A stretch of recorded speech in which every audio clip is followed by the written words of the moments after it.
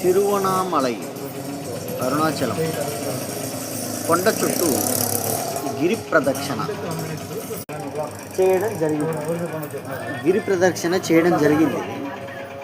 అయితే ఒక 14 కిలోమీటర్లు వాక్ జరిగింది. దాని ఫలితంగా అన్నకి కాలు వచ్చింది. అంటే ఇంతకుముందు 2-3 సార్లు తిరిగిండి తను, ఒక సెకండ్ అయినా కూడా పాపం ఫస్ట్గా ఏం కాలేదు, ఇప్పుడే ఫస్ట్ ఏం కాలేదంట, ఇప్పుడు అయిందంట. అంటే నేను ఇది మొదటిసారి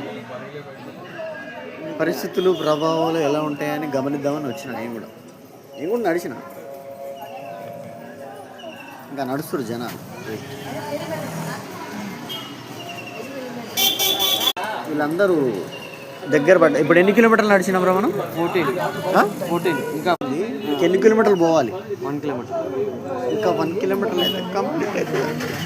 అంటే అన్ని లింగాలు కంప్లీట్ అయినాయి. జస్ట్ రాజగోపురం దగ్గరికి వెళ్ళిపోతే అయిపోతుంది. జస్ట్ ఒక 13 కిలోమీటర్లు అలా సరదాగా నడుచుకుంటూ వచ్చాము. కాకపోతే మనోడికి కొంచెం కాలు ఇబ్బంది అయింది. పుణ్యమో పాపమో అది ఏ రూపంలో వస్తుందని పక్కన పెడితే కాలు నొప్పి అయితే ప్రజెంట్గా వచ్చింది కదా మామ. ఏదో సఫరింగ్ తప్పదు. కొండంత రాగం తీసి ఏదో పాట పాడినట్టు దైవ దర్శనం కోసం వస్తే ఇలా కాలు నొప్పులు, ఏళ్ళు నొప్పులు సహజం. ఇది ఎందుకంటే మన సున్నిత పానాలు కదా, ఇవన్నీ సర్వసాధారణం.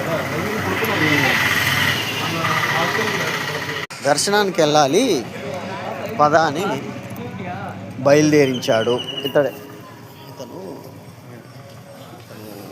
మంచి ఫోటోగ్రాఫర్ కూడా. సమాజానికి మేలు చేయాలని ఇట్లా గిరి ప్రదక్షిణ చేస్తుంది.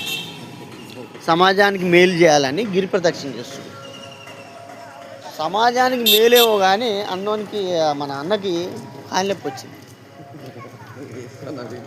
అయితే ఒక విషయం చెప్దాం అనుకున్నా నేను, అసలు ముఖ్యమైన విషయం అదే మర్చిపోయాను నేను. షిట్.